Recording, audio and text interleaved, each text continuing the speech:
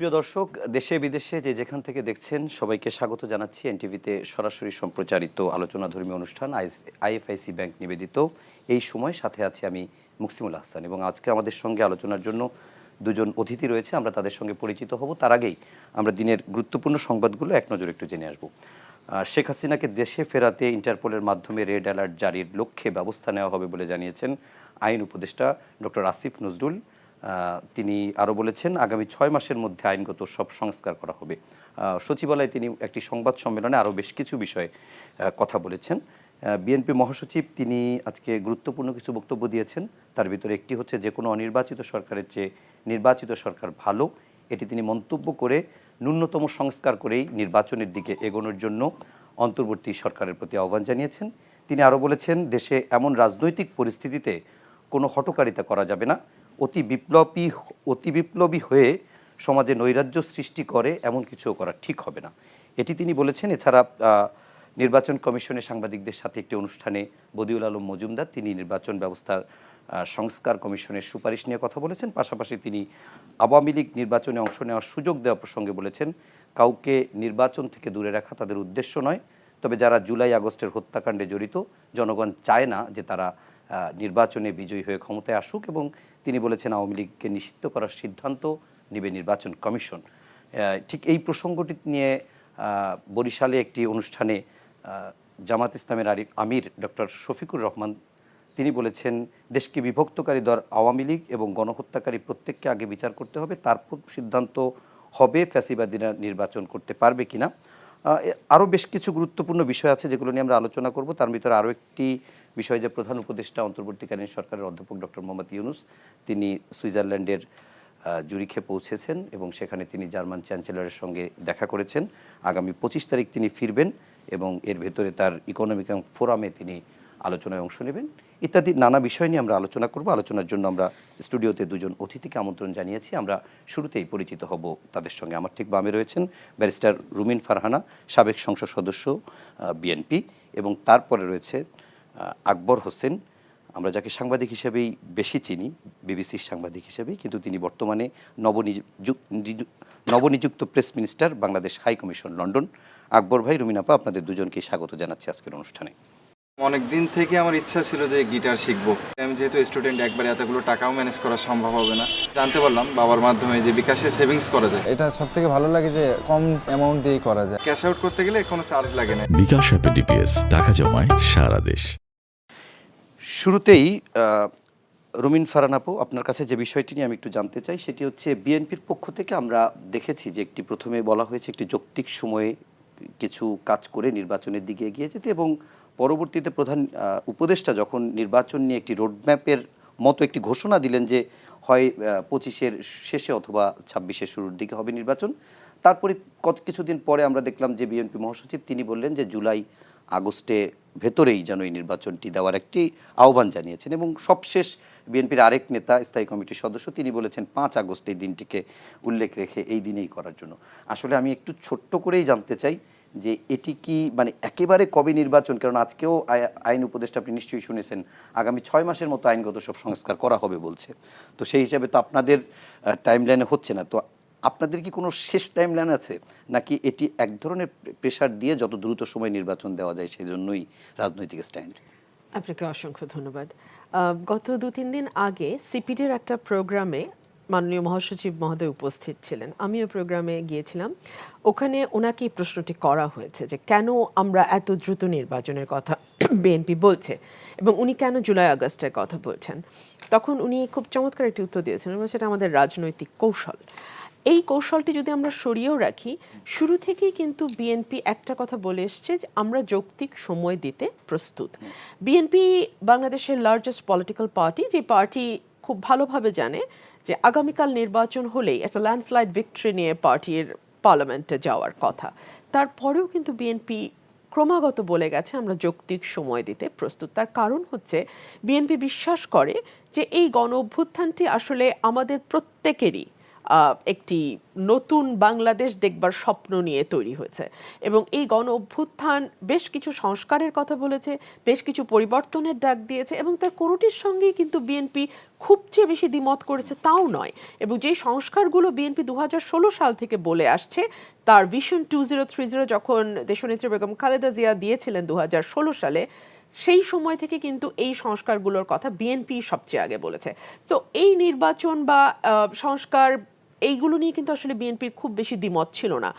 সরকার যদি একটা সুশাসন উপহার দিতে পারত, সরকার যদি সাধারণ মানুষের জীবনের নিরাপত্তা এবং আইন শৃঙ্খলা পরিস্থিতির অবস্থা উন্নত করতে পারত, সরকার যদি দ্রব্যমূল্যর লাগাম কিছুটা হলেও টানতে পারত, তাহলে আমার মনে হয় না যে বিএনপি এত স্পেসিফিকভাবে এই বছরের জুন জুলাই অগস্টের মধ্যেই নির্বাচন চাইতো। সরকারের অনেকগুলো মোটা দাগের ব্যর্থতা আছে যেটা আসলে সাধারণ মানুষের জীবনের স্বস্তি কেড়ে নিয়েছে। অনেকগুলো মোটা দাগের ব্যর্থতা আছে যে কারণে অনেকগুলো আনহোলি ফোর্স কিন্তু এখন মাঠে কাজ করবার সুযোগ পাচ্ছে। যে কথাটি বিএনপির সিনিয়র নেতৃবৃন্দ প্রায়ই বলছেন যে এই অবস্থা চলতে থাকলে কিন্তু ফ্যাসিবাদের দোসর ফিরে আসবে। এই অবস্থা চলতে থাকলে অনেকগুলো ফোর্স মাঠে কাজ করছে যারা হয়তো চায় না যে বাংলাদেশ আবার একটা ডেমোক্রেসির দিকে যাত্রা শুরু করুক। সো এই জায়গাগুলো থেকেই আসলে এক ধরনের সাবধানতা উচ্চারণ করা, বা বড় দল হিসেবে বিএনপির তো স্টেক যেমন আছে, দায়িত্বও তেমন আছে। সো এই দায়িত্ববোধের জায়গা থেকে আসলে নির্বাচনের জন্য চাপ দেওয়া। আরেকটি এই নির্বাচনে চাপ দেওয়া, আমি এটি আপনার কাছে একেবারে স্পষ্ট, যেটি রাজনৈতিক কৌশল সেটি থাকবে। রাজনৈতিক দল নিশ্চয়ই নির্বাচনের মাধ্যমে ক্ষমতায় যাওয়ার চেষ্টা করবে, কিন্তু তিনি এটিও বলেছেন যে কোনো অনির্বাচিত সরকারের চেয়ে নির্বাচিত সরকার ভালো। এটিকে কি আমরা এভাবে যদি বলি সেটিকে একটু বেশি হয়ে যাবে, যে এই 5 আগস্টে গণ অভ্যুত্থানের মধ্য দিয়ে যে সরকার এসেছে তার থেকে আওয়ামী লীগ সরকার ভালো? আওয়ামী লীগকে নির্বাচিত সরকার ছিল? প্রথমবার তো ধরে নেয় বিএনপি সহই বলে, অনেকেই বলে যে 8 থেকে 14 আওয়ামী লীগের সাথে কি আপনি 18 থেকে 24 বা 14 থেকে 18 আওয়ামী লীগকে এক মনে করছেন? 8 থেকে আমি যদি 14 আওয়ামী লীগের কথাও ধরি, সেখানে অনেক গুণ খুম, সেখানেও অনেক নির্যাতন নিপীড়ন হয়েছে। সেটা কোনোভাবেই 14 সালের পরে যা হয়েছে তার তুলনায় কিছুই না। আপনি চাইলে স্ট্যাটিস্টিক্স নিয়ে বসে আপনি নিজেই দেখতে পারেন। হ্যাঁ, মানে 14 পরে বাংলাদেশ যে পথে হেঁটেছে সেটার আশপাশেও 8 থেকে 14 ছিল না। হ্যাঁ, সো ওইটাকে আসলে তুলনা করলে হবে না। আমরা বারবার বলছি নির্বাচিত সরকার। নির্বাচিত সরকার হলে যেটা হয় যে, এবং সরকারটি শুধু নির্বাচিত হলে হবে না, 5 বছর পর তার আরেকটি নির্বাচনকে চোখের সামনে দেখতে হবে। সে যদি মনে করে আমি 5 বছর পরের নির্বাচনটা ম্যানিপুলেট করব, সে যদি মনে করে 5 বছর পরের নির্বাচন আমি রাতে ভোট করব বা আমি বিরোধী দলকে মাঠ ছাড়া করব, সেই রকম সরকারের কথা বলছি না। এমন একটি সরকার যে ভোটে নির্বাচিত হয়ে এসছে এবং সে জানে আগামী 5 বছর পর তাকে আবারও একটি গ্রহণযোগ্য নির্বাচন দিতে হবে, সেরকম একটি সরকার যে কোনো অনির্বাচিত সরকারের চেয়ে অনেক গুণ বেশি ভালো, কারণ তার জবাবদিহিতা থাকে। আচ্ছা, এটি নিয়ে আমি একটু আকবর ভাই আপনার কাছে এই বিষয়টি ঠিক কাউন্টার বলবো না, আমি যেটি বলবো যে বৈষম্য বিরোধী ছাত্র আন্দোলনের যারা সম্মুখ সারির যোদ্ধারা, তারা থেকে শুরু করে নাগরিক কমিটি, তারা প্রায় বলছেন যে আসলে এটি কোনো অনির্বাচিত সরকার বা পাবলিকের ম্যান্ডেটবিহীন, অনির্বাচিত না ঠিক, পাবলিকের ম্যান্ডেট নেই তা না, বরং মানুষের শত সহস্র মানুষের রক্ত দিয়ে এই সরকার এসেছে এবং তাদের ম্যান্ডেট নিয়ে আসছে, যেটি একটি নির্বাচিত সরকারের থেকেও বেশি বলে তারা দাবি করে। আসলে এই মানে এই যে সরকারটি আছে সেটিকে আসলে পাবলিক ম্যান্ডেট আছে কিনা? আমার মনে হয় এই সরকারের পাবলিক ম্যান্ডেট আছে কি নাই সেটা 5ই আগস্টের দিকে তাকালেই বোঝা যাবে। এটা হচ্ছে প্রথম কথা। আর এই সরকারের যে কর্মকাণ্ড বা তাদের গঠন বা তাদের চালিয়ে যাওয়া, এটা কিন্তু একটা গণ অভ্যুত্থানের আকাঙ্ক্ষার প্রেক্ষাপটে এটা তৈরি হয়েছে এবং এই সরকার যে কাজগুলো করছে, আমি যেটা দেখতে পাচ্ছি, অনেকেই যেটা দেখতে পাচ্ছেন, সেখানে কিন্তু বাংলাদেশে এখন যারা ক্রিয়াশীল পলিটিক্যাল পার্টিগুলো আছে আওয়ামী লীগ বাদ দিয়ে, তারাও কিন্তু এই সরকারকে হেল্প করছে। তারা হেল্প করছে, এটা অস্বীকার করার কোনো উপায় নেই। এবং আপনি দেখেন, যখন কোনো ন্যাশনাল ক্রাইসিস তৈরি হচ্ছে বা যখনই কোনো বিষয় নিয়ে কথা বলার প্রয়োজন হচ্ছে, চিফ অ্যাডভাইজার কিন্তু সব পলিটিক্যাল পার্টিগুলোকে ডাকছেন এবং তারা যাচ্ছে। আমরা দেখলাম যে আগরতলা যখন বাংলাদেশের সহকারী হাইকমিশনের উপর হামলা হলো, সেখানে এরপরে তিনি যে বৈঠক করলেন সেখানে কিন্তু সব পলিটিক্যাল পার্টিগুলো গিয়েছে। এটা একটা আনপ্রেসিডেন্টেড ব্যাপার ছিল। ইভেন যখন জুলাইয়ের যে ঘোষণাপত্র নিয়ে প্রোক্লেমেশন নিয়ে সেখানেও কিন্তু তিনি ডেকেছেন এবং সব দল গেছে। প্রধান উপদেষ্টা কিন্তু ডাভোসে বলেছেন, সুইজারল্যান্ডে বলেছেন যে সবার কাছ থেকে সম্মতি নিয়েই একটা জুলাই ডিক্লারেশন তৈরি করা হবে। জি। সুতরাং একটা বিষয় আমাদের যেটা বোঝা উচিত যে বাংলাদেশে কিন্তু কোনো স্বাভাবিকভাবে ক্ষমতার হস্তান্তর হয়নি। এমন না যে আওয়ামী লীগের বিরুদ্ধে একটা জনদাবি উঠেছিল, আওয়ামী লীগ সেই দাবির প্রতি সম্মান জানিয়ে তারা ক্ষমতা ছেড়ে দিয়েছে এবং আরেকজনের হাতে ক্ষমতা দিয়েছে, হস্তান্তর হয় তারা এখানে কোনো শান্তিপূর্ণ ক্ষমতার হস্তান্তর হয় না। এখানে একটা রক্তের মধ্য দিয়ে একটা ব্যাপকভাবে রক্তারক্তির মধ্য দিয়ে এই ক্ষমতার হস্তান্তর হয়েছে এবং সেই রক্তারক্তির এটার ভিকটিম কারা ছিল? এই দেশের জনগণ। আর পারপেট্রেটর কারা ছিল? আওয়ামী লীগ। সুতরাং আওয়ামী লীগ গত 15 বছরে এমনভাবে প্রশাসন থেকে শুরু করে সব কিছুকে এমনভাবে সাজিয়েছে, সেখানে আপনার একটার সঙ্গে আরেকটা জড়িত। যেমন আপনি দেখেন যে 5টা-7টা শিল্পগোষ্ঠীর হাতে পুরো বাংলাদেশের ব্যাংকিং সেক্টরকে দেওয়া হয়েছিল। এখন আপনি তাদের বিরুদ্ধে ব্যবস্থা নিতে গেলে বাংলাদেশের ব্যাংকিং সেক্টর হুড়মুড় করে ভেঙে পড়বে। একই অবস্থা প্রশাসনে, একই অবস্থা পুলিশে। যে দেশে একটা গণ অভ্যুত্থানের পরে এন্টায়ার পুলিশ ফোর্স তারা নিষ্ক্রিয় হয়ে পড়ে, কাজে নাই, পালিয়ে যায়, তখন সেখানে পাবলিক অর্ডার ফিরিয়ে আনা কিন্তু এত সহজ ব্যাপার না। বাট আমি একটা জিনিস আমার কাছে খুব অ্যামেজিং মনে হচ্ছে যে এই দেশের মানুষ যেভাবে সামনে দাঁড়িয়েছে, সেটা আপনি আইন শৃঙ্খলা রক্ষা করার জন্য বলেন বা অন্য যে কোনো ক্ষেত্রে বলেন, এই যে ফ্লাড হলো বা বন্যা হলো সেই ক্ষেত্রে বলেন, সবাই কিন্তু দেশটাকে ওন করছে। সুতরাং এগুলো থেকে আপনি বুঝতে পারবেন যে এই সরকারের ম্যান্ডেট আছে কি নাই। এখানে ম্যান্ডেটের চাইতে বড় প্রশ্ন হচ্ছে এটার সরকারের নামটা কিন্তু অন্তর্বর্তী সরকার। জি। এবং সেখানে আপনি দেখবেন সরকারের যত কাগজপত্র, যত সিগনেচার, সব কিছুতে কিন্তু বলা হচ্ছে অন্তর্বর্তী সরকার, একটা ইন্টারিম গভর্নমেন্ট। এর অর্থ কি বোঝায়? এর অর্থ হচ্ছে যে আমরা একটা সুনির্দিষ্ট কাজের জন্য এসেছি। অন্তর্বর্তী সরকারের তো একটা প্রধান দায়িত্ব থাকে হচ্ছে নির্বাচন অনুষ্ঠান করা। এবং আমি বিশ্বাস করি যে বাংলাদেশে আগামী নির্বাচন হবে এই দেশের ইতিহাসে সবচেয়ে পারফেক্ট ইলেকশন। এবং আমরা সবাই একমত এখানে, এখন যে রাজনৈতিক দলগুলো আছে, বিএনপি সহ বা অন্য বৈষম্য বিরোধী ছাত্র আন্দোলন বা অন্য যারা আছে, সবাই দেশের মানুষ, যে আমরা একটা ডেমোক্রেটিক বাংলাদেশ চাই, আমরা একটা লিবারেল বাংলাদেশ চাই, যে বাংলাদেশে হিউম্যান রাইটস থাকবে, মানুষ ডিগনিটি নিয়ে থাকবে এবং যেখানে আইনের শাসন থাকবে। হ্যাঁ, সো আমরা এরকম একটা বাংলাদেশ করবো এবং আমি মনে করি যে Bangladesh is now on road two democracy. এটা এদিকে আমরা যাচ্ছি এবং যাব, কিন্তু সেটার জন্য একটা যে যৌক্তিক সময়টা দরকার, আমার ধারণা এটা নিয়ে বিএনপি কিংবা সরকারের মধ্যে খুব বেশি মতপার্থক্য একদম পরিষ্কার। আমি একটু রবিনা আপা আপনার কাছে মির্জা ফখরুল ইসলাম আলমগীরের একটা লাইন নিয়ে যেমন কথা বলেছিলাম, আরও দুটি লাইন গুরুত্বপূর্ণ। সেটি হচ্ছে দেশের এমন রাজনৈতিক পরিস্থিতিতে কোনো হঠকারিতা করা যাবে না, অতি বিপ্লবী হয়ে সমাজে নৈরাজ্য সৃষ্টি করে এমন কিছু করাও ঠিক হবে না। এই প্রশ্নটি বারবারই আসছে, বিশেষ করে বিএনপির পক্ষ থেকে যখন আমরা দেখছি যে নির্বাচনের জন্য যখন বলা হচ্ছে যে দেশের আস্তে আস্তে অনেক জায়গায় সমস্যা হচ্ছে, নির্বাচন দিলে নির্বাচিত সরকার আসলে এটি ঠিক হয়ে যাবে। এবং ঠিক তেমনি বিএনপি কি, আমি কথাটি এই কারণে বলছি, বিএনপি কি কোনো আশঙ্কা করছে যে কোনো এই যে নৈরাজ্য হতে পারে এরকম কিছু কেউ করবে বিপ্লবী হয়ে? দেখুন, বিএনপির মহাসচিব কিন্তু অনেক দিন ধরে একটা কথা বলছেন যে 1-11 রিপিটেশন যেন বাংলাদেশে না হয়, বিরাজনীতিকরণের আরেকটা সূচনা যেন বাংলাদেশে না হয়। আমাদের তো 1/11-এর এক্সপিরিয়েন্স আছে এবং এই এক্সপিরিয়েন্স খুব প্রাচীন এক্সপিরিয়েন্স তাও না, ভেরি রিসেন্ট পাস্টেই এই ধরনের ঘটনা আমরা দেখেছি। সো আরেকটা 1/11 বা আরেকটা অরাজনৈতিক সরকার বা আরেকটা বিরাজনীতিকরণের প্রক্রিয়া বাংলাদেশ এফোর্ড করতে পারবে না। আপনি 2001 থেকে 6 সালের বিএনপির শাসনামল এবং 8 থেকে 14 আওয়ামী লীগের শাসনামলের মাঝখানে 1/11 সরকারটা ছিল এবং সেই সময় বাংলাদেশের অর্থনীতি থেকে শুরু করে রাজনীতি পর্যন্ত যেই একটা ম্যাসাকার আমরা লক্ষ্য করেছি, সেটাকে ওভারকাম করে আসতে কিন্তু যথেষ্ট সময় লেগেছে। দলগুলোর ভেতরে অবিশ্বাস খুবই তীব্র হয়েছে, রাজনীতি হোঁচট খেয়েছে, অর্থনীতিতে বড় বড় ব্যবসায়ী এবং ব্যবসা প্রতিষ্ঠানগুলোর উপরে তারা নজর দিয়েছিল এবং সেখানেও কিন্তু সেই সময়টিতে বিনিয়োগ থেকে শুরু করে অর্থনৈতিক যে কার্যক্রম বহু কিছু স্থবির হয়ে গিয়েছিল। বাংলাদেশ আসলে সেরকম একটা অবস্থা আর এফোর্ড করতে পারে না, এবং যখন বাংলাদেশে এই ধরনের অবস্থা থাকে, অর্থাৎ একটি ইলেক্টেড গভর্নমেন্ট না থাকে, তখন অনেক ভেস্টেড পটার মনে করে যে খোলা পানিতে মাছ শিকার করা হয়তো মানে বা সম্ভব। 11 একটা মানে 11 একটা এমন কিছু দিয়ে গেছে যার কারণে এই সংখ্যাগুলো তৈরি হচ্ছে। 11-11 স্মৃতি আমাদের পলিটিশিয়ানদের মাথায় ডেফিনেটলি আছে।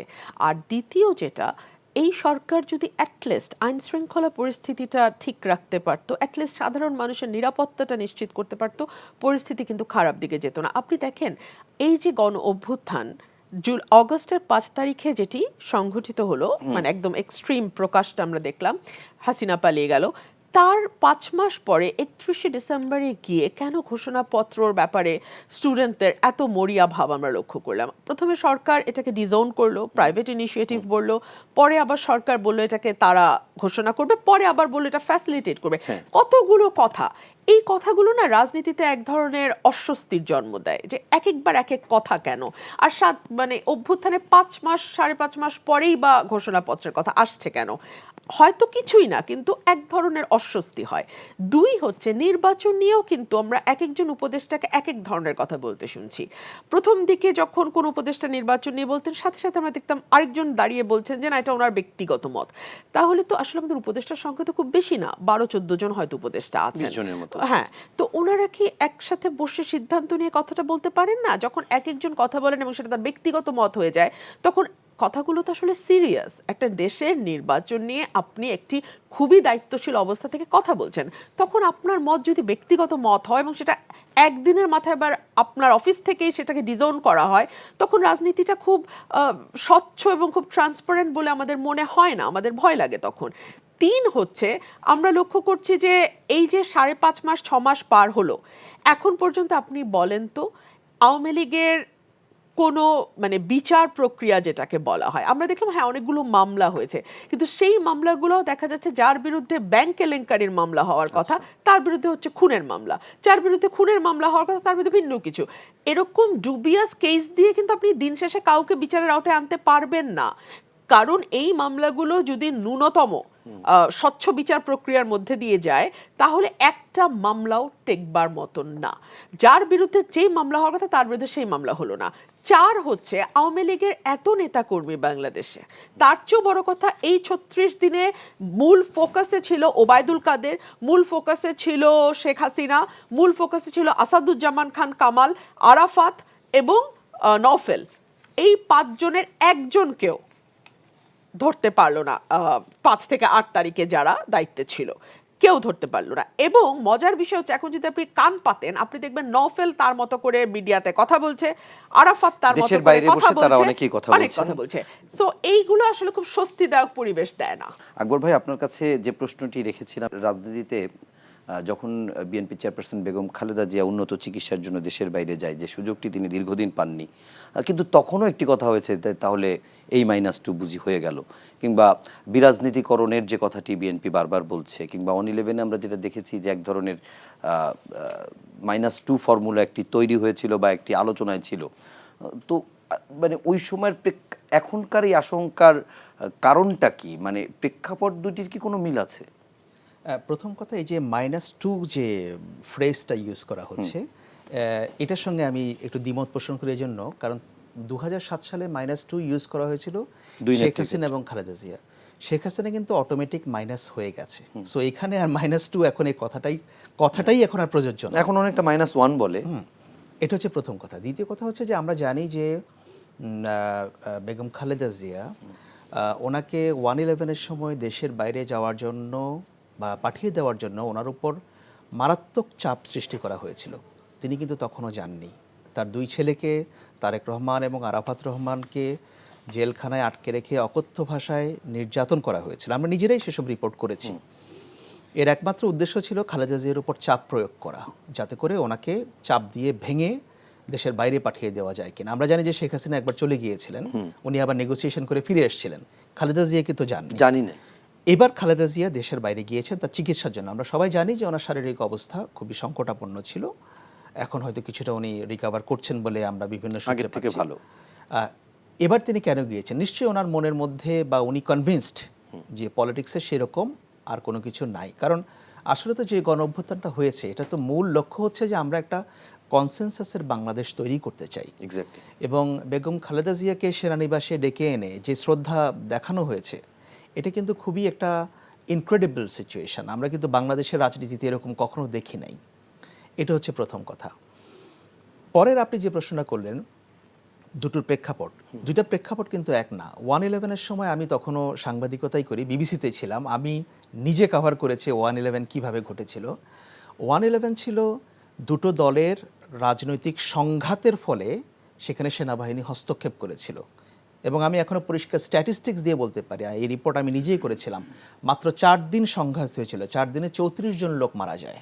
28 অক্টোবর থেকে? 28 অক্টোবর থেকে, তার আগের দিন থেকে। আচ্ছা। এর মধ্যে আওয়ামী লীগ লগি বৈঠা দিয়ে ঘোষণা দিয়ে পিটিয়ে জামায়াতের কর্মীদেরকে বাইতুল মোকাররমে মেরেছিল। 6 জন বা এরকম? আমি ছিলাম, সেই ঘটনা আমার চোখের সামনে ছিল।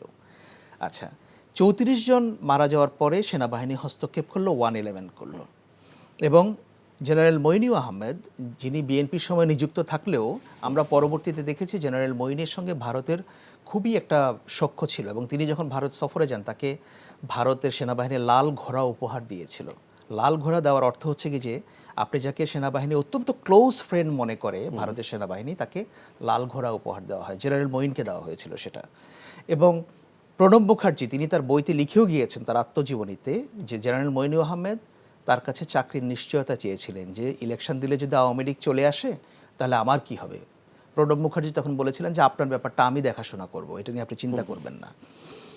সুতরাং 1/11-এর সময় ভারতের সম্পৃক্ততা বা সেখানে রাজনৈতিক সংঘাত, সেটা প্রেক্ষাপট। আর এবার আমরা কি দেখলাম, এবার হচ্ছে একটা গণ অভ্যুত্থান, যে অভ্যুত্থানে একটা শাসক গোষ্ঠী তার রাষ্ট্রের সর্বোচ্চ শক্তি প্রয়োগ করেছে এই দেশের মানুষকে দমানোর জন্য। 1000-এর বেশি মানুষ মারা গেছে, আহত কত হয়েছে আমি জানি না। আসলে ওই 5ই আগস্টের আগে পরে জুলাই আগস্টে কত মানুষ মারা গিয়েছে আমার ধারণা আমরা সাংবাদিকরা তার অর্ধেক খবরও পাইনি, না অর্ধেক খবর আমরা পাইনি। সুতরাং প্রচার করতে পেরেছে আরো কম। হ্যাঁ, এবং এই শক্তিকে টিকিয়ে রাখার জন্য ভারত সর্বতোভাবে চেষ্টা করেছে এবং না পেরে তাকে পালিয়ে যাওয়ার জন্য নিজ দেশে আশ্রয় দিয়েছে। সুতরাং আপনি 1/11-এর প্রেক্ষাপট এবং এবারের প্রেক্ষাপট কিন্তু এক না। এবং এবারকার যে প্রেক্ষাপটে আমরা দেখছি যে একটা পলিটিক্যাল কনসেনসাস কিন্তু সবার মধ্যে একটা তৈরি হয়ে গেছে। এখানে আপনি বৈষম্য বিরোধী ছাত্ররা বলেন, বিএনপি বলেন, জামায়াত ইসলামী বলেন, একটা ব্যাপারে সবাই একমত, আমার মনে হয় যে আমরা একটা গণতান্ত্রিক বাংলাদেশ চাই এবং এটা আমাদের থাকতে হবে। এবং বিএনপির চাওয়া বা বিএনপি যে দাবিগুলো করছে সেটার সঙ্গে বৈষম্য বিরোধী ছাত্র আন্দোলন বা নাগরিক কমিটি যে দাবিগুলো বা যা বলছে, আমার মনে হয় যে এটা এখানে খুব বেশি বিরোধ নাই কিন্তু, বা এটাকে দেখানো হচ্ছে অনেক বড় করে আর কি। কারণ প্রধান উপদেষ্টা নিজেই বলেছেন 2026-এর মাঝামাঝি সময় একটা কাট অফ টাইম তিনি দিয়েছেন যে এর মধ্যে নির্বাচন হয়ে যাবে প্রথমার্ধে। হ্যাঁ, বিএনপিও আমরা শুনেছি প্রথমে তারা ডিসেম্বরের মধ্যেই তারা নির্বাচনের কথা বলেছিল, এখন কোনো কোনো নেতা বলছে যে আরও আগে। তো আমার মনে হয় যে যেহেতু আমরা একটা গণতান্ত্রিক সমাজের দিকে যাচ্ছি বা এখন আছি, আমরা বলতে চাই যে মানুষ তো তার মতামত ফ্রিলি প্রকাশ করতে পারছে। রাজনৈতিক দলগুলোতে একে অপরের বিরুদ্ধে প্রচুর বলছে। এবং এখানে আপনি যেটা করবেন যে বিভিন্ন মত আসবে, এক একজন এক একটা কথা বলবে, এবং এটার ভেতর থেকে আমরা যেটা বেস্ট থিং সেটা আমরা পিক করব। এবং আমি খুবই কনফিডেন্ট, আবারও বলছি আমি খুবই কনফিডেন্ট যে আমাদের ডেমোক্রেসি রেস্টোর করার জন্য পুরো দমে আমাদের এখন যারা এক্সিস্টিং পলিটিক্যাল পার্টিগুলো আছে তারা সর্বতোভাবে এই সরকার তারা একযোগে তারা কাজ করবে এবং এখানে কোনো ব্যত্যয় হবে বলে আমার মনে হয় না। সুতরাং ওই যে তথাকথিত -2 ওর এখনকার প্রেক্ষাপটে -1, আমি এটাকে খুব একটা ওই দৃষ্টিভঙ্গি থেকে একেবারেই দেখছি না। ওকে, আমরা একটু রুমিন আপা আপনার কাছে একটু প্রসঙ্গটি পরিবর্তন করে আসি, যদিও এই প্রসঙ্গে আপনি আগেও কথা বলেছেন, কিন্তু আমি সেইভাবে ঠিক এবার জানতে চাবো না। সেটি হচ্ছে আওয়ামী লীগের রাজনীতি প্রসঙ্গে। আপনারা বারবার বলছেন যে আওয়ামী লীগ রাজনীতি করবে কি করবে না সেই সিদ্ধান্ত নেবে জনগণ, আমি সিদ্ধান্ত নেওয়ার কে বা আমরা সিদ্ধান্ত নেওয়ার কে। আজকে নির্বাচন ব্যবস্থা সংস্কার কমিশনের যিনি প্রধান বদিউল আলম মজুমদার তিনি বলেছেন আওয়ামী লীগকে নিষিদ্ধ করার সিদ্ধান্ত নেবে নির্বাচন কমিশন। তা আমি একটু জানতে চাই, আপনি তো একই সঙ্গে আইনজীবীও যেহেতু ব্যারিস্টার, আসলে নির্বাচন কমিশন কোন প্রক্রিয়ার ভিতর দিয়ে আওয়ামী লীগকে নিষিদ্ধ করতে পারে? দেখুন, আওয়ামী লীগের বিরুদ্ধে যদি মানবতা বিরোধী অপরাধের অভিযোগ দায়ের করা হয়, দল হিসেবে ট্রাইব্যুনাল, যেটা ইন্টারন্যাশনাল ক্রাইমস ট্রাইব্যুনাল যেটা গঠিত হয়েছে, সেই ট্রাইব্যুনাল আওয়ামী লীগকে ঠিক যেভাবে ছাত্রলীগকে নিষিদ্ধ করেছে সেভাবে নিষিদ্ধ করতে পারে। ছাত্রলীগকে তো নির্বাহী আদেশে করেছে। হ্যাঁ, আচ্ছা ঠিক আছে, সরি, ক্রাইম ট্রাইব্যুনাল করেনি, বাট ক্রাইম ট্রাইব্যুনাল চাইলে হ্যাঁ, করতে ওই- পারে। ওই ধারাটি ওই সম্ভবত ধারায়, সংযোজন হ্যাঁ, করেছে। করে ওরা দল নিষিদ্ধ করতে পারে। এক, দুই হলো ছাত্রলীগকে যেভাবে নির্বাহী আদেশে নিষিদ্ধ করা হয়েছে, আওয়ামী লীগকেও সেভাবে নির্বাহী আদেশে করা নিষিদ্ধ যায়। করা যায়। এখন প্রশ্ন হচ্ছে আওয়ামী লীগের যে ফিক্সড ভোট, তারা তখন কি করবে? একটা তো ফিক্সড ভোট আছে, আছে, বড় সেই একটা অংশ। বড় একটা অংশ, সেটা তারা কি করবে, এটা একটা প্রশ্ন। তখন যেটা হবে, অনেকে হয়তো ইন্ডিপেন্ডেন্ট ক্যান্ডিডেট হিসেবে আওয়ামী লীগের নেতা, কিন্তু যেহেতু এখন দলীয় মার্কা নাই, দল নিষিদ্ধ হয়েছে, তিনি স্বতন্ত্র প্রার্থী হিসেবে দাঁড়িয়ে যেতে পারবেন। এক, দুই হচ্ছে আওয়ামী লীগকে আসলে আপনি দেখেন, এই যে আমাদের গত নির্বাচন 5.5 বয়কট করতে মাস, পারে। এই যে 5.5 মাস বয়কটেরও দরকার নেই, 5.5 মাস আপনি কি আওয়ামী সমর্থক একজন সাংবাদিককেও আপনার চ্যানেলে আনতে পেরেছেন?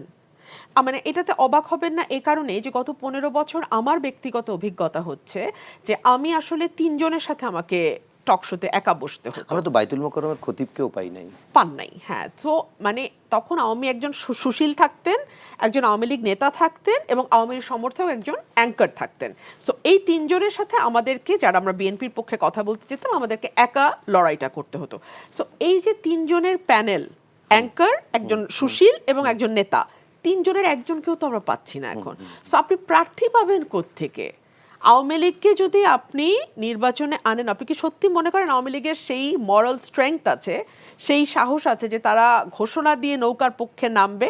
2 নাম্বার প্রশ্ন। এগুলো সব প্রশ্ন, আমি কোনো জবাব দিচ্ছি না, না। না, না, না, ঠিক 2 আছে। নাম্বার প্রশ্ন, ধরলাম আওয়ামী লীগ নামলো, হ্যাঁ, ধরলাম। মাঠের যে পরিস্থিতি দাঁড়াবে সেটা সামাল দেওয়ার মতন অবস্থা কি অন্তর্বর্তীকালীন সরকারের আছে কিনা?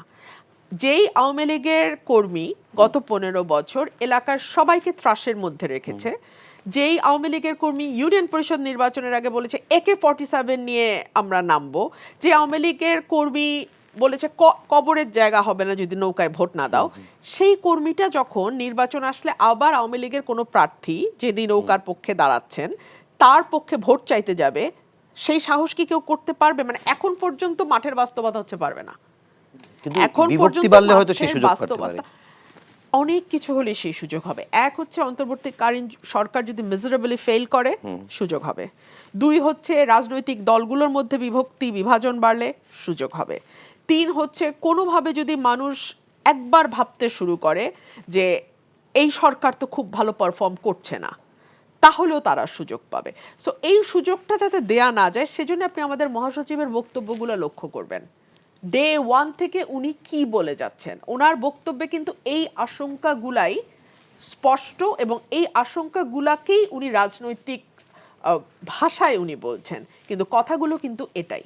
এখন আপনি যেটি বলছিলেন, আমি প্রথমটা আমি ধরেন আপনার সঙ্গে একটু দ্বিমত পোষণ করি করেন। যে মানে আপনি মানে আওয়ামী লীগ তো বড় দল, এখন ধরেন আওয়ামী লীগের আপনি নিষিদ্ধ করলেন না, কিন্তু প্রথম সারির নেতারা আওয়ামী লীগের তারা কনভিক্টেড হয়ে গেল, আমি ধরে নিলাম, কিংবা অনেকে পলাতক থাকলো। আগের যারা এমপি ছিলেন তারা এই মুহূর্তে জেল ছাড়া মনে হয় দেশেই নাই কেউ, এরকম হতে পারে। বি ক্লাসের যারা আছে তাদের বিরুদ্ধেও ইলেকশন করতে গেল, সেই প্রেক্ষিতে তারা যদি সেরকম ইয়া করে যে মনে হচ্ছে যে অমুক নির্বাচন করতে পারে, তার বিরুদ্ধে মামলা দিল। যেহেতু এরকম মামলা দেওয়ার কালচার আমরা অতীতে দেখেছি, এখনও দেখা যাচ্ছে যে আপনি অপরাধ করছেন একটি, আপনি যেটি বলছিলেন মামলা হচ্ছে আরেকটিতে। তো সেই মামলার কালচার বা সেই পুলিশ প্রশাসন সংস্কার এখনও পুরোপুরি হয়নি।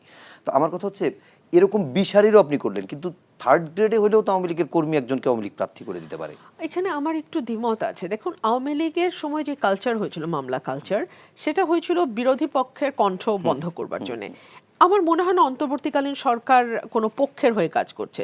সো তারা কেন কণ্ঠ রোধ করার জন্য বি সারির নেতার বিরুদ্ধে মামলা দেবে? বি সারির নেতা যদি অপরাধ করে নিশ্চয়ই তার বিরুদ্ধে মামলা হবে, কিন্তু কণ্ঠ রোধের জন্য মামলা হওয়ার কথা আমি মনে করি না। আচ্ছা, তারপর আপনার কথা যুক্তি মেনে যদি আমি মনে করি সি ক্যাটাগরি কেউ দাঁড়াচ্ছে নির্বাচনে, নেতা প্রচারণাটা কে করবে? উনি তো একলা দাঁড়িয়ে প্রচারণা করবে না, নেতাকর্মীরা প্রচারণা করবে। আপনি নেতাকর্মী পাবেন কোথায়? সেটা হয়তো আমরা বিবিসির একটি রিপোর্ট দেখছিলাম, আমি 3-4 দিন আগে এসছে, ওনারা মুখ ঢেকে নাম প্রকাশে অনিচ্ছুক, ওনারা অভিশাপ দিচ্ছে বড় নেতাদের যে তাদের লুটপাটের কারণে, তাদের এই ধ্বংসযজ্ঞের কারণে আজকে আমরা ঘরে থাকতে পারছি না, আমরা এলাকায় মুখ দেখাতে পারছি না, আমরা মিডিয়ার সামনে কথা বলতে পারছি না, অথচ আমরা তো সেই লুটপাটের সুবিধাভোগী না, এরকম কর্মীরা বলছে। এবং বিবিসির রিপোর্ট আপনি দেখেন যে আওয়ামী লীগ কি ফিরে আসার চেষ্টা করছে কিনা, এই রিপোর্টগুলোতেই আপনি পাবেন।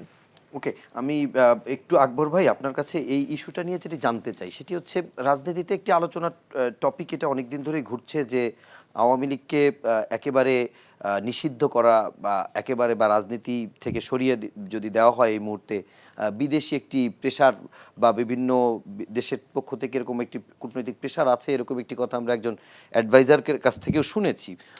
সেরকম একটি প্রেক্ষিতে আসলে আদালতের মাধ্যমে তো, আমি দুঃখিত, মানে আন্তর্জাতিক অপরাধ ট্রাইব্যুনালের মাধ্যমে আওয়ামী লীগ নিষিদ্ধ হতে পারে, কিংবা আপনার অন্য কোনো ফরম্যাটে নিষিদ্ধ হতে পারে। আমার প্রশ্নটি এই জায়গা না, প্রশ্নটি হচ্ছে আওয়ামী লীগের ভোট ব্যাংক কি রাজনৈতিক দলগুলো এক্সিস্টিং যারা আছে রাজনীতিতে করছে, তারা কি আওয়ামী লীগের ভোট টানার জন্য বিভিন্ন সময় বিভিন্ন কথা বলছে?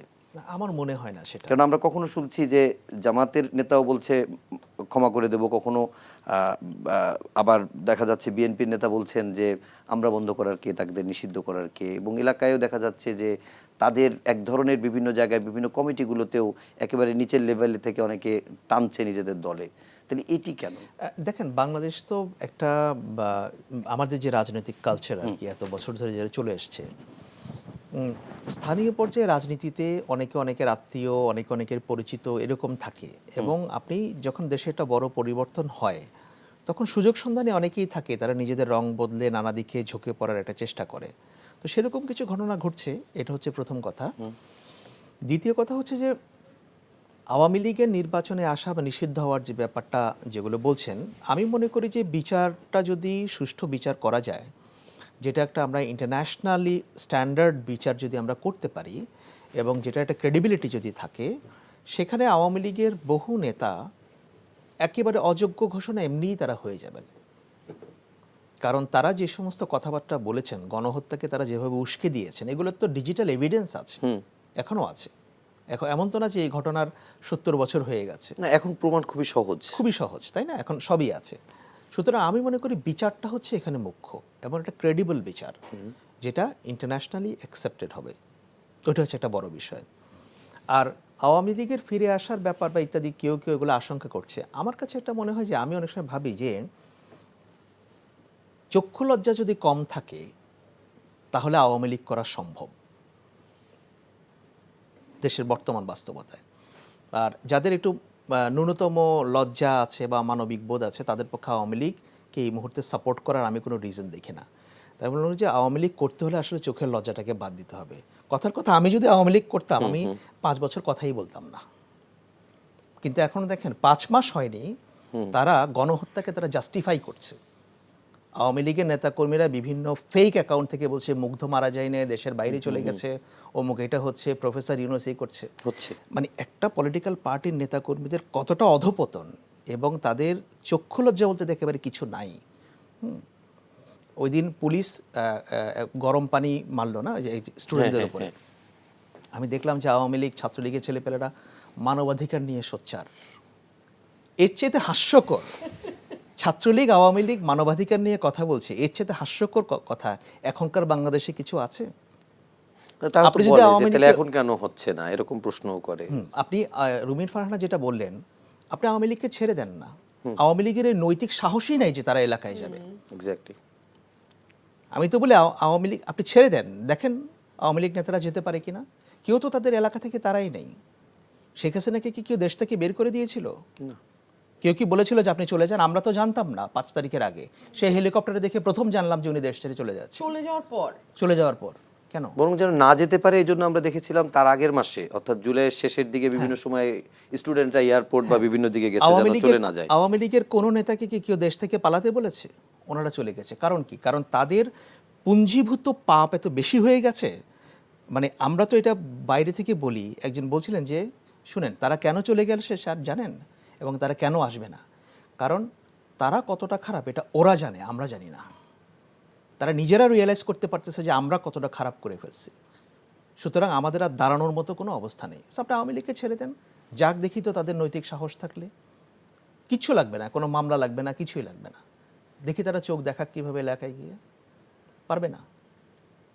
আচ্ছা আকবর ভাই, আরেকটি বিষয় একটু আপনার কাছে জানতে চাই, পরে এই ব্যাপারটা আমি রুমিন আপার কাছ থেকে আরেকটু ডিটেল জানবো। সেটি হচ্ছে যে যে প্রসঙ্গটিতে আপনি কথা বলছিলেন সেটি রেশ ধরেই যদি বলি যে আমরা আগস্টের শুরুর দিকে বা যে ধরনের ঐক্য দেখেছিলাম বা সবাই যেভাবে এক মঞ্চে এক সারিতে এক সুরে কথা বলছিল, এখন রাজনৈতিক দল নির্বাচন কেন্দ্রিক ভিন্ন ভিন্ন সুরে কথা বলবে, কিন্তু সার্বিক ব্যাপারে বিশেষ করে সংস্কার, নির্বাচন, জুলাই প্রোক্লেমেশন, এগুলো ইস্যু থেকে একটু একটু করে ঐক্যে ফাটল ধরছে কিনা? একেবারেই না, আমি এটা একেবারেই মনে করি না যে ঐক্যে ফাটল ধরেছে। এগুলো হচ্ছে মতভেদ এবং মতভিন্নতা আসছে, এবং এটা থাকতেই পারে। আমরা এখানে তিনজন এখানে বসে আছি, আমাদের তিনজনের মত একরকম হবে না। আপনি যে প্রতিষ্ঠানে কাজ করেন, আপনারা সকালে যখন বা এডিটোরিয়াল ডিসকাশন করেন যে কি স্টোরি যাবে কি যাবে না, কি করা উচিত, আপনারা সবাই একমত হতে না, পারেন? একমত হয় না। একমত হতে পারে, কিন্তু দিন শেষে কি করেন? আপনারা তো চ্যানেলটাকে রান করছেন, একটা জায়গায় এসে আপনারা পড়ছেন।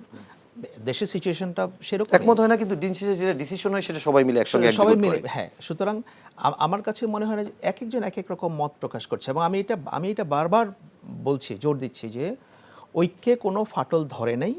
কেউ কেউ এটাকে বড় করে দেখানোর চেষ্টা করছেন। কিছু মতভেদ তৈরি আছে এবং এটা থাকবে, একটা ডেমোক্রেটিক সোসাইটিতে এটা থাকতে হবে। আপনার মত একরকম হবে, আমার মত একরকম হবে, তার মানে ডেমোক্রেসি কিভাবে? তাহলে এটা আমরা ডেমোক্রেসিতে আমরা যেতে পারবো না। এখান থেকে আমরা বেস্ট জিনিসটা পিক করব। সুতরাং বৈষম্য বিরোধী ছাত্র কিংবা বিএনপি, তাদের মধ্যে বড় ধরনের কোনো মতভেদ আমি কিন্তু দেখছি না। একটা জায়গায় কিন্তু সবাই, বিএনপিও বলছে না যে আমাদের সংস্কার দরকার নাই।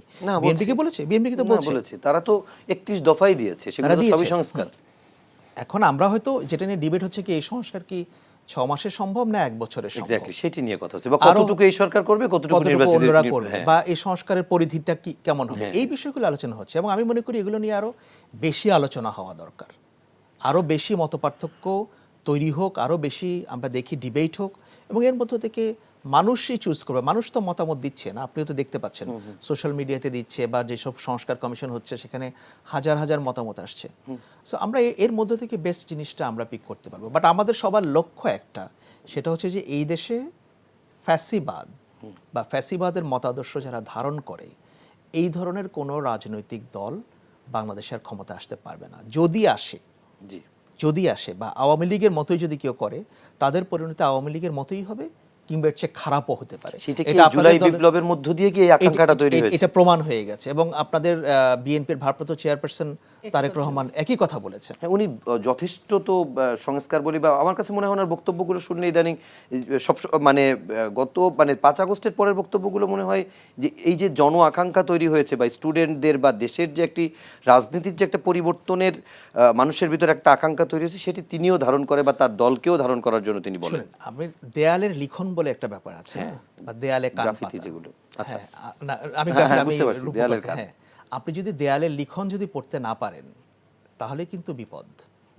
আপনি যদি কান পেতে শুনেন যে সমাজে কি চলছে, মানুষ কি নিয়ে কথা বলছে, মানুষের আকাঙ্ক্ষা কি, আমরা যদি সেগুলোকে অ্যাড্রেস করতে না পারি, তাহলে তো আমাদের সামনে কোনো ভবিষ্যৎ নাই।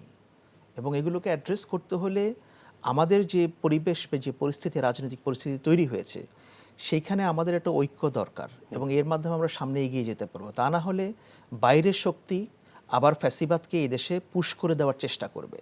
সেটা কি আমাদের জন্য ভালো হবে না মন্দ হবে, সেটা এই দেশের মানুষই সিদ্ধান্ত নেবে। এবং আমার ধারণা যে এই দেশের মানুষ ওয়েল অ্যাওয়্যার, ওনারা জানেন, ওনারা বোঝেন।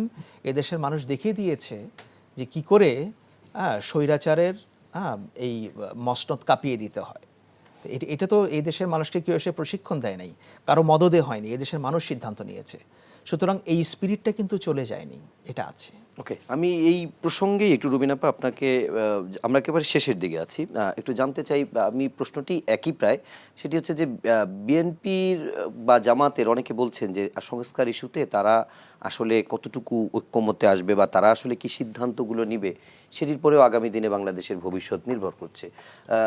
আমরা দেখলাম যে জুলাই প্রোক্লেমেশন নিয়ে বিএনপি নেতারাও ভিন্ন ভিন্ন বক্তব্য দিচ্ছে। বিএনপি মহাসচিব তিনি একটি বেসরকারি টেলিভিশনের একটি টক শোতে তিনি বলেছেন যে আমরা প্রোক্লেমেশন এখন চাই না। তো যদিও আবার পরবর্তীতে একটা প্রধান উপদেষ্টা সবাইকে নিয়ে বসে একটা হয়তো ঐক্যমতের জায়গায় যাচ্ছে। তো এরকম রাজনীতিতে বিভক্তি বা ভিন্ন ভিন্ন মত তো থাকবে, কিন্তু দিন শেষে আসলে কি, যেহেতু একটি বড় স্টেক বিএনপি এই মুহূর্তে দেশের, তো এটিকে গাইড করার জন্য বা এটিকে ধরে রাখার জন্য বিএনপি আসলে পক্ষ থেকে আসলে এই ঐক্য ঐক্যের জায়গা থেকে কতটুকু মানে সচেতন বা সতর্ক আছে? বিএনপির অ্যাক্টিং চেয়ারম্যানের বক্তব্যগুলো যদি আপনি লক্ষ্য করেন, এবং উনি বারবার বলেন যে এই সরকারকে ব্যর্থ হতে দেওয়া যাবে না। একদম, এবং উনি সবসময় বলেন এই সরকারটি আমাদের সরকার, একে ব্যর্থ হতে দেওয়া যাবে না। উনি মানুষের পালস বুঝবার কথা নেতাকর্মীদের স্মরণ করিয়ে দেন। উনি বারবার বলেন মানুষের কাছে দিন শেষে ফিরতে হবে, এবং শেখ হাসিনার পরিণতির কথাও উনি তার নেতাকর্মীদেরকে বারবার স্মরণ করিয়ে দেন এবং বলেন জনবিচ্ছিন্ন হয়ে গেলে কিন্তু এই পরিণতি তোমাদেরও হতে পারে। তিনি একই কথা তার একেবারেই তৃণমূল পর্যায়ে, গ্রাসরুট পর্যায়ে নেতাকর্মীদেরকে আরেকটি বিষয় বলেন যে এলাকায় কিন্তু তুমি বিএনপির রিপ্রেজেন্টেটিভ, তুমি বিএনপির নেতা, সো তোমার আচরণ দেখে মানুষ নির্ধারণ করবে তারা বিএনপির পক্ষে থাকবে নাকি থাকবে না। সো এত সতর্ক বাণী যখন সর্বোচ্চ পর্যায় থেকে আসে, তখন আমার মনে হয় যে এখানে দ্বিধা বিভক্তির খুব বেশি জায়গা আছে বলে মনে হয় না। আর সংস্কার প্রস্তাবগুলো যদি আপনি দেখেন, 2016 সালে, আমি বারবার এই কথাটি বলছি, দেশনেত্রী বেগম খালেদা জিয়া ভিশন 2030 2016 সালে দিয়ে ঠিক দ্বিকক্ষ বিশিষ্ট পার্লামেন্ট, প্রধানমন্ত্রী রাষ্ট্রপতির ক্ষমতার ভারসাম্য, 70 অনুচ্ছেদ সংস্কার, প্রতিষ্ঠানগুলো শক্তিশালী করা, রেইনবো নেশন তৈরি করা, বহুত্ববাদের ধারণা, এই সব কিছু ভিশন 2030-তে দেয়া আছে। লা মেরিডিয়ানের ওই প্রোগ্রামে একদম লা মেরিডিয়ানের ওই প্রোগ্রামে উনি ভিশন 2030 সাংবাদিকদের হাতে বই আকারে, আপনারা এখন আপনাদের অফিস খুঁজলে পাবেন, একটু আচ্ছা, পড়ে আচ্ছা। দেখবেন, হ্যাঁ। একটু পড়ে দেখবেন। বিশেষ 2030 এটা নিয়ে কথাও হয়েছে, ফেসবুকেও আলোচনা এই হয়েছে, মনে আছে। সংস্কারের সাথে তেমন কোনোই বড় পার্থক্য নাই। যে কথাটি আপনারা বলছিলেন আলোচনা এসছে, কবে হবে, কতটুকু হবে, কোন সরকার করবে, এই সরকার কতটুকু করবে, এই সরকার যেটুকু করবে পরের সরকার সেটা কন্টিনিউ করবে কিনা, এগুলোই তো প্রশ্ন। এগুলো খুব বেশি বড় বিরোধ নয়। এবং আমি মনে করি যে আগামীর বাংলাদেশ কেমন দেখতে চায় মানুষ, এটা কিন্তু মানুষ বুঝিয়ে দিয়েছে, একদম বুঝিয়ে দিয়েছে। সো এই পালস যেই রাজনৈতিক দলগুলো ধরতে পারবে তারাই দিন শেষে রাজনীতির ময়দানে থাকবে, বাকিরা কিন্তু আচ্ছা, রাজনীতির এইটা ময়দানে নিয়ে একটু থাকবে বলি। না। এই পালস আসলে আমরা এতটুকু শিওর যে বিএনপি ভারপ্রাপ্ত চেয়ারম্যান তারেক রহমান তার বক্তব্য শুনে আমার যেটা মনে হয় যেটি বিএনপির নেতৃত্বস্থানীয় বা কিংবা নীতি নির্ধারকরা হয়তো বুঝছেন, কিন্তু মাঝে মধ্যেই বিভিন্ন এলাকার যে খবরগুলো আসে সেগুলো মনে হয় যে তারা ধরতে পারছেন না। তাতে কি বিএনপি ক্ষতিগ্রস্ত হবে না দিন শেষে ভোটের মাঠে? নিশ্চয়ই হবে, এবং সে কারণে কিন্তু আমাদের দল থেকে অনেককে বহিষ্কার করা হয়েছে, পদ স্থগিত করা হয়েছে, সরকারের কাছে আবেদন করা হয়েছে এবং দেশবাসীর কাছে আবেদন করা হয়েছে কেউ যদি এরকম কোনো খারাপ কাজে লিপ্ত থাকে দেন অ্যান্ড দেয়ার আইন শৃঙ্খলা বাহিনীর কাছে তাকে ধরিয়ে দেয়া হোক। এখন এই ধরাধরির কাজটা তো সরকারকে করতে হবে ভাই, পুলিশ তো আমাদের অধীনে না, বুঝতে পারছি। পুলিশ তো সরকারের অধীনে, তো সরকার না করলে আমরা কি করব? আপনাকে একদম শেষ একটা প্রশ্ন করি, সেটি হচ্ছে যে এই সংক্রান্তই, সেটি হচ্ছে আমরা 1990-এর গণ অভ্যুত্থানের প্রেক্ষিতে দেখলাম যে তখনকার যে রাজনৈতিক দলগুলোর ভিতরে একটা এক ধরনের যে ঐক্য হলো, সেই ঐক্যের ভিত্তিতে 3 জোটের রূপরেখা হলো, কিন্তু সেই 3 জোটের রূপরেখার সফল বাস্তবায়ন আমরা পরবর্তীতে দেখিনি। তো এখন যে জায়গা থেকেই প্রশ্ন আসছে, এখন যদি রাজনৈতিক দলগুলো এরকম অনেকগুলো বিষয় একমত হয়, কিন্তু শেষ পর্যন্ত যদি 3 জোটের রূপরেখার মতোই অবস্থা হয়, সেটিও তো জাতির জন্য একটি খারাপ অবস্থা হবে। তা আমরা কিভাবে নিশ্চয়তা পাবো যে বিএনপি যদি আসে তারা এগুলো মানবে? দেখুন, 3 জোটের রূপরেখা 90-এ দেয়া হয়েছিল এবং এরশাদ বিরোধী আন্দোলনের ফসল। এরশাদের সময়ে যেই রকম আন্দোলন হয়েছে, যত মানুষ মারা গেছে, তার আশপাশেও কিন্তু এই 36 দিন তার চেয়ে অনেক বেশি, অনেক বেশি। এরশাদের 10 বছরের চেয়ে 36 দিনে মানুষের মৃত্যু, মানুষের সাফারিং অনেক বেশি। 1, 2 হচ্ছে এরশাদের সময় গুম খুন এগুলো প্রাতিষ্ঠানিক রূপ পায় নাই। হাসিনা সরকার গুম, বিচার বহির্ভূত হত্যা, হেফাজতে নির্যাতন করে মেরে ফেলা, বিরোধী দলের কর্মীদের নখ তুলে ফেলা, বিরোধী দলের প্রধান নেত্রীকে কারাগারে নেওয়া 76 বছর বয়সে, এগুলোর প্রেসিডেন্ট, এগুলো নজিরবিহীন ঘটনার নজির তিনি স্থাপন করেছেন। সো এই দুটো সময়কে এক করে দেখলে হবে না। 90-এ আপনি আমাকে 3 জোটের রূপরেখা আপনি যদি আমাকে বের করে দেখাতে পারেন আমি খুশি হব, কারণ আমি তাহলে একটা ডকুমেন্ট পাবো। কোনো ডকুমেন্ট কিন্তু সেভাবে পাওয়া যায় না। বাট এখন জুলাই প্রোক্লেমেশন কিংবা জুলাইয়ের যে স্পিরিট, এই ডকুমেন্ট আপনার গ্রামের প্রত্যন্ত যে মানুষটি হয়তো রাজনীতির কোনো কিছুর সঙ্গে যুক্ত নয়, তিনিও কিন্তু মোবাইল টিপে এই ঘোষণাগুলো জানেন। বহু মানুষ, বহু সাংবাদিক প্রতিনিয়ত এই কথাগুলো প্রচার করছে। সো এখান থেকে আর ব্যাক করা কোনো রাজনৈতিক দলের পক্ষে এখন সম্ভব হবে না। 90-এ যেটা হয়েছিল 24-এ সেটা হবে না, 25-এ সেটা হবে না। আচ্ছা, আকবর ভাই একেবারে শেষ, আপনি জাস্ট 1 মিনিটে একটু শেষ করবেন। সেটি হচ্ছে যে এরকম একটি বিদ্যমান বাস্তবতায় অন্তর্বর্তীকালীন সরকার বিভিন্ন রাজনৈতিক দলগুলোকে নিয়ে চেষ্টা করছে, মাঝে মাঝে দেখা যাচ্ছে বেগ পেতে হচ্ছে, শেষ পর্যন্ত সফলতার ব্যাপারে আপনি কতটা আশাবাদী? শতভাগ। কেন? কারণ আমাদের তো সফল না হওয়ার উপায় নেই, কারণ আমাদের তো সামনে তাকাতে হবে। এবং আমরা যদি একটা Democratic, liberal, peaceful, stable Bangladesh চাই, আমাদের এই এটা লাগবে, এটার কোনো বিকল্প নেই। এবং সফলতার আপনি দেখবেন যে যত আরও আমরা সামনের দিকে যাব, কোর যে ইস্যুগুলো আছে সেখানে আমাদের একটা ঐক্যমত্য যদি আরও বেশি প্রতিষ্ঠিত হয়, তাহলে আমার ধারণা যে আমরা আগামী সামনের দিনগুলোতে আমরা একটা ভালো একটা বাংলাদেশ আমরা দেখতে পাবো। ওকে, অসংখ্য ধন্যবাদ আকবর হোসেন এবং ব্যারিস্টার রুমিন ফারহানা। এবং দর্শক আপনাদেরকেও ধন্যবাদ জানাচ্ছি কষ্ট করে রাত জেগে এতক্ষণ ধরে অনুষ্ঠান দেখার জন্য।